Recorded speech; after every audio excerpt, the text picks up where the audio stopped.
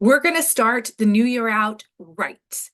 There are 6 common mistakes that I see libraries making in their marketing.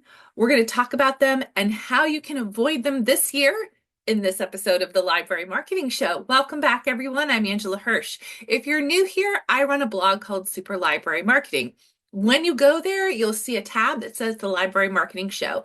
You can nominate yourself or another library for Kudos in library marketing at that website.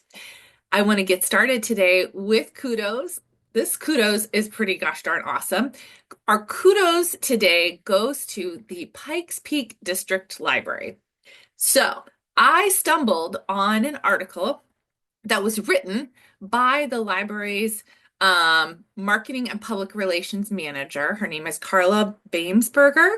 And this is an article that is published in I guess their local newspaper, the Tribune. I'm going to put a link down below, but it is called Your Seasonal Holiday Survival Guide Library Edition. Now, I know this episode is coming out after the holidays, but this is something to kind of put in the back of your mind or maybe make a note in your calendar for next year. I just think it's super brilliant, and I want to give Carla a shout out. Kudos to you.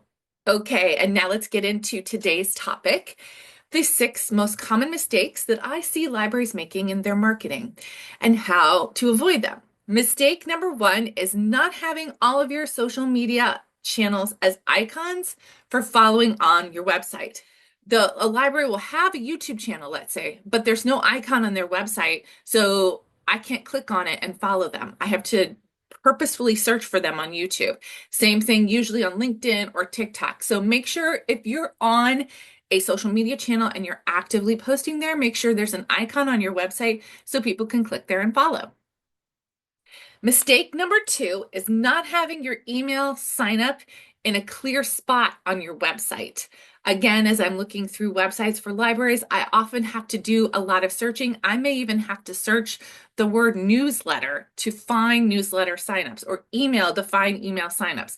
I should not have to do that. It needs to be in a very clear and specific place.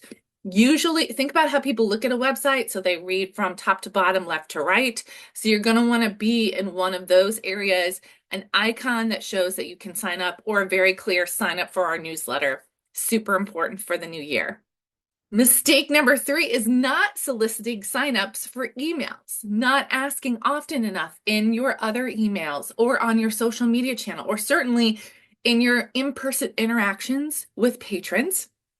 One of my favorite things to tell libraries, a little tip, is to put a QR code that links to your sign up for newsletters on a bookmark and put those bookmarks in every hold or checkout. You'll start building a subscriber list of interested email recipients in no time in 2025. Mistake number 4 is using graphics that have all of the information about a program or service exclusively and not repeating that information in another form. So, for example, a lot of libraries in their email newsletters or on social media will put a graphic that says, New Year's Eve party happens December 31st at 3 o'clock. Kids ages 8 to 12 invited. All that information is on the graphic, and it's not underneath where a screen reader can see it, or it's not in the caption of the social media post where, again, a screen reader can see it. Those are not accessible. So it's okay to put the information on a graphic, but make sure you repeat that information in text on your website, your email, or in your social media posts so it is accessible to all of your patrons. Mistake number 5 is making your library newsletter too long. This year, I looked at a lot of library emails. The record for the number of pieces of information in a library newsletter that I received was 41 pieces of information. That is far too long. We know from data that most people look at the 3 to 5 things that are at the top of the email and they just don't scroll any further. I know that stinks, but that's just consumer behavior. So my advice for 2025 is to make shorter emails, but send more of them. You can do this as an experiment and see how your audience responds, but let's just try to make those emails, the newsletters, a little shorter in 2025. And mistake number 6 is something that I see inside of physical library branches, and that is when a library kind of hides their books. So the entrance to your library is very important. It should feel like a library. And I know many of us, our tagline is more than books, but as I've said before, books are your brand. Your library is books and more, actually.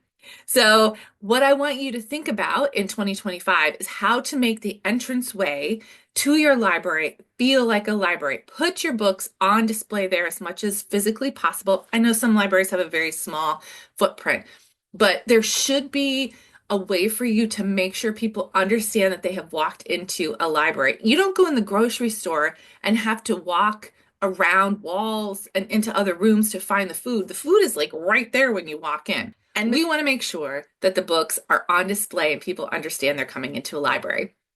So those are my top 6 things I'd like libraries to work on this year.